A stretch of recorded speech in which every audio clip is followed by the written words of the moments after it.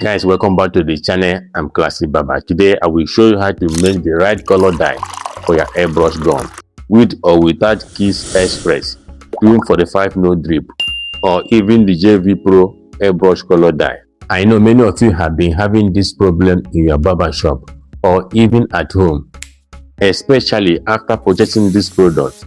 But don't worry, here is a quick fix. As you can see, I already have the product in my hand and it's made in China. I noticed there is no English label on it. Everything is written in Chinese. You have probably seen this product before in your area. Next, you will need a bottle of alcohol like this. Now that we have everything we need, let me show you this real quick. When you open the small package, you will find two solution bottles. One comes in a plastic bottle, while the other comes in a glass bottle. As you can see, this is what they look like.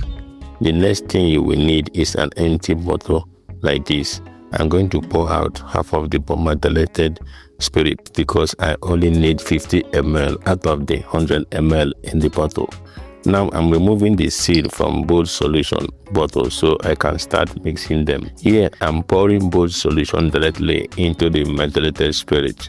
Lastly, I will close the bottle and give it a good shake. Alright guys, it's time to filter the mixture. Use any filtering material you have available, or you can use something like this if that is what you prefer.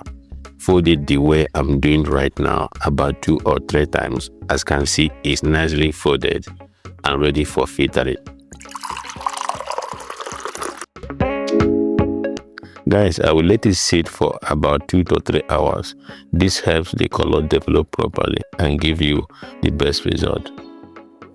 After waiting a couple of hours, here is the color we have now. I do like to test it out for you guys so you can see the result.